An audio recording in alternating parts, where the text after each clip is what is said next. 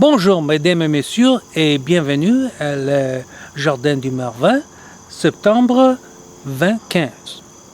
D'accord. Yes, it is September and we are, well, not quite a week into fall, on the calendar anyway, but in the garden it turned to fall about a week ahead of the calendar, but that's just the way it happens in the garden. We cut down all the corn stalks and it started to look like fall around here. So, but let's get underway here, and we'll start where we normally start. And the chives are doing fine. There's a little grass in there in between and docks and butt, but other than that, everything is doing okay. The water's a little low on our water feature, but it's also been hanging in there fine. And the rest of bed one here is just a has-been. That's where the corn has been, or was. And except for a few leftover Windsor squash, which snuck over from the throwaway row. That looks like a pumpkin, but it's actually a winter squash. So other than that, though, everything is hay mulched down, and we're pretty much done for in this bed. The pups are into fall because, well, the pups are just about into anything all the time, right? You see, life is good. Marigolds still going strong all over the place, and we've had a fantastic tomato season. It looks a little ragged right now because they're slowing down a bit, but those are the Juliets. We've had quarts and quarts and quarts and gallons of them, and you can see we're still getting tomatoes coming in. They are slowing down quite a bit. This is a lovely artichoke plant that's not going to produce an artichoke. I really smothered these plants, didn't give them enough room, and even the ones on the ends are doing okay. The ones in the middle just completely got smothered.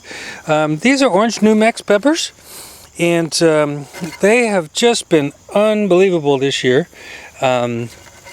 The plant is at least 4 or 5 feet tall in places, and just every day there's more of these guys to pick.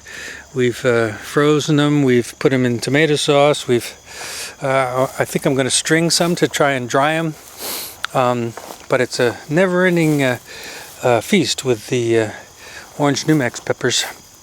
Not so true with the eggplant, although they've not really done badly for a season. They've just sort of petered out completely. There's one still coming in there, right there, but slowing way down. And I'm standing where the brassicas used to be, the old brassicas anyway. I finally took out the broccoli. They did do side shoots all summer long. Here's another variety of pepper. This is Carmen.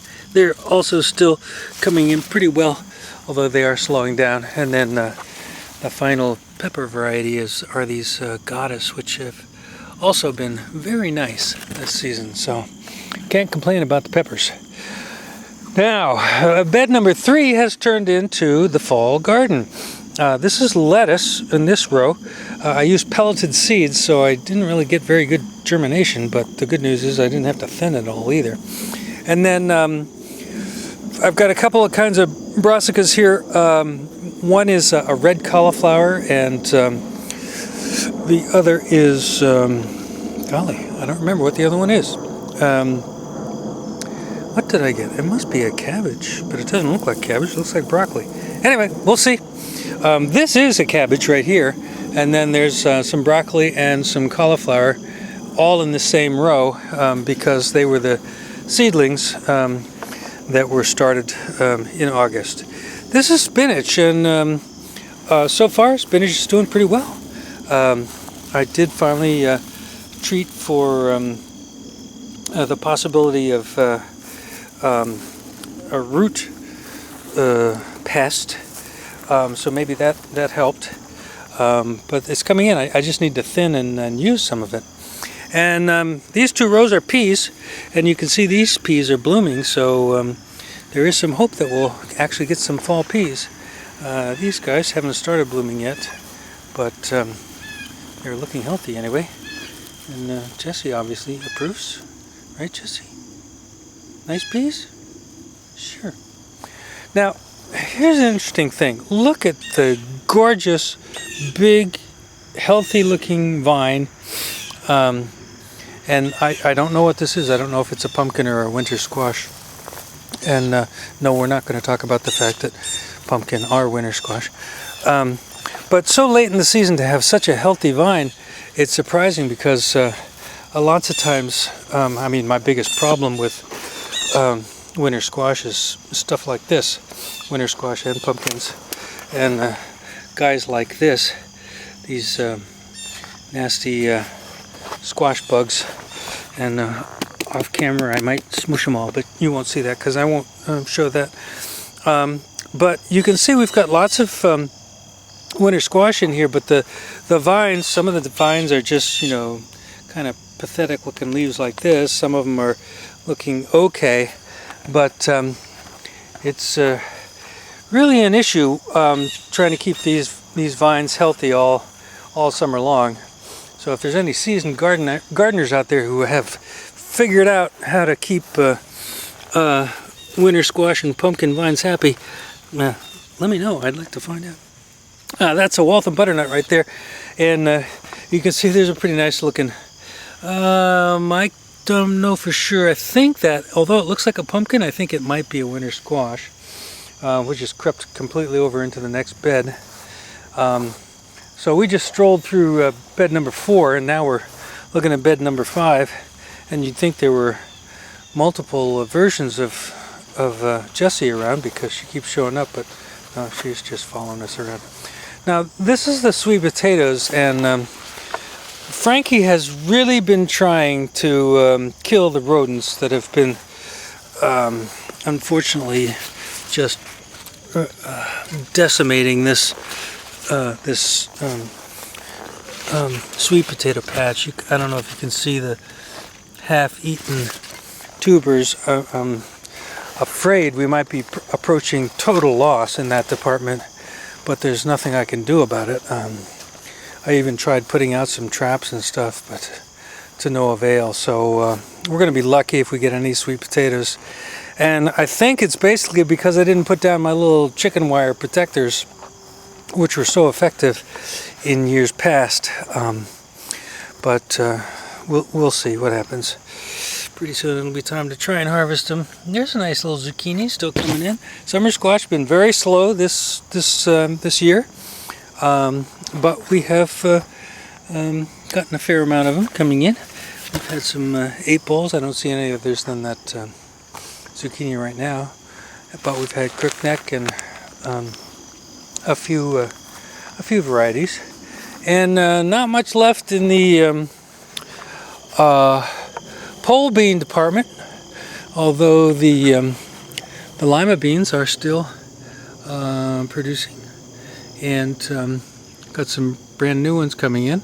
Those will probably make it to the first frost and mature, so that'll be good. But the rest of the pole beans are pretty much done for. In fact, this trellis is now hosting a rather healthy-looking winter squash vine of some variety. I guess it's the same one that's down here. But that's going to do it for bed number 5. Over here in bed 6, we've got neglected radishes, which often happens with late summer radishes. It's like you expect radishes in the spring, but you don't really care about them much in the summer for some reason. I don't know. Who knows? And these are kohlrabi. I've got a whole bunch of them already inside in the fridge. I'm getting ready to freeze them, and these guys are looking fine. They can sit out here, and whether they get bigger or not, they'll be fine. This is another sweet potato patch. Looks like we've got some invaders here too, so that's too bad, but on to better things, and that's what these tomatoes are. Although these tomatoes, it's funny, these are the orange tomatoes that you've seen in the previous videos, and they've sort of been overtaken by these the loofah gourds. Frankie thinks he's really got a bead on something. Hopefully he does. But it's probably he's got a bead on the smell more than anything else. So, Frankie, you're kind of tearing things up over there. Anyway, these loofah gourds are doing quite well. They took off very late, but they're doing fine. In fact, they've kind of strangled the leeks, which I never got around to harvesting. This is the first big one that I showed you last month. Here's another one, and they're supposed to, you know, as the name implies, dry out into the loofah sponges that you use in your shower. So we'll see. But let's take a quick trip out to the Greater Pumpkin Patch and see what's going on out there. I did shoot some aerial footage, so maybe this would be a good time to show some of that while we walk out there. But you'll see, this is, by the way, I do have winter squash growing out here in the Greater Pumpkin Patch, and so there's quite a few hanging around here. Here's a more mature one, which is a very fine looking Waltham butternut. Nice tan color and everything else. Most of the vines out here are dying back, but as you can probably see, there is one looming impressive pumpkin out here. The good news is that we had as many as 6 Dill's Atlantic Giant pumpkins with giant potential. The bad news is that's the only one that's left, and I'm a little concerned because I keep hoping it's going to turn orange, and it's really mostly yellow. It really hasn't started to turn yet, and it's awfully late in the season for it to still be yellow. Oh, by the way, this is a sock, and it's just to wick off the water that collects in this indentation here. So, because I didn't think water collecting there would be a good thing. So, but most of the pumpkin patch, the pumpkin vines have sort of withered and died back. It's more weeds than anything else back here, although there are quite a few winter squash hanging around under there somewhere. And here's a nice sized pumpkin by regular pumpkin varieties standards, but it's a teeny one by Dill's Atlantic Giant standards. But you can see it's definitely orange. So that's what we're hoping this one will do soon, really soon. All right, so since we're out this way, let's head out to the mini orchard, which is really only 2 apple trees anymore because I took down the peach trees. But we are having a great potential apple year, and I'll show you what I mean right here. They are, there's lots of them, and although, you know, it's really not quite yet time to harvest them, they are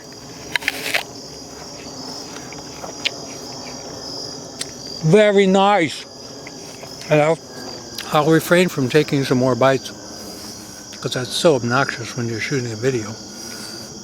But you can see the number of apples that are hanging out here.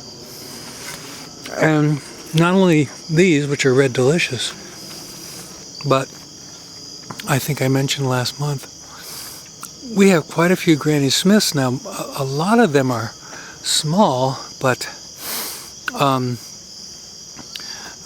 lot of them are, you know, at least harvestable size. We should be able to make a nice apple pie out of those with a little bit of luck. And So that's kind of nice. But I did take out the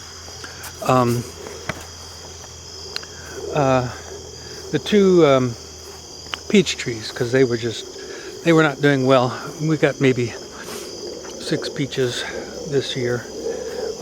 One of the trees actually passed on before bearing any fruit.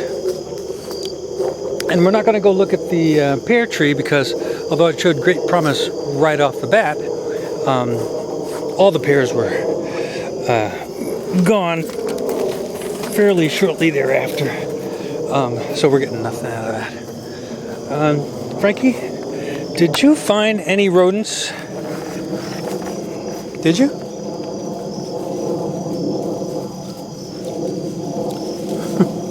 There he goes. As the dachshund butt disappears into bed 6, we're going to say, golly, I think that's going to be it for the September Marvin Gardens video. I'm not sure why I introduced it in French. Maybe that's just because of Vanina, who's been a wonderful help in the garden. That's not the only place she's been helpful. So it's like, I don't know, it's a little after 6:30, I think, and the sun is already down below the horizon. It's getting dark. If I'd thought to bring a butane lighter out, I'd probably have the tiki torches going, but lovely still evening, oh, I guess you might as well take a glance at some of the winter squash that I've picked so far. As the vines die back, I go ahead and pick them off. There's still several to go, but that's going to do it for us. Marvin Gardens, September 2015, and well, by next month it'll be October. We'll be ready to kick off another holiday season, and the garden will really be winding down by then. Although looks like we've got some potential in this fall garden to at least be harvesting well into October. Most of those are frost hardy, so they shouldn't have any problem even as we start getting hit with frost. But as usual, I'm rambling, and I have an apple to eat. Oh, those are my semi-permanent finger picks. They may look like fake fingernails, but they're actually finger picks for the musical side of my life these days. But anyway, enough about all this and everything else, except for one shot of Jessie because she's so cute. Right, Jessie? Of course, as soon as I point the camera at her, she gets into something else. But, you know, there she is. There she is, Jessie. What do you say? Okay, all right, Marvin, shut up. End this video. Let the people go. From Marvin Gardens, September 2015, we'll see you all in October. Whew. October 2015. Talk to you later, y'all.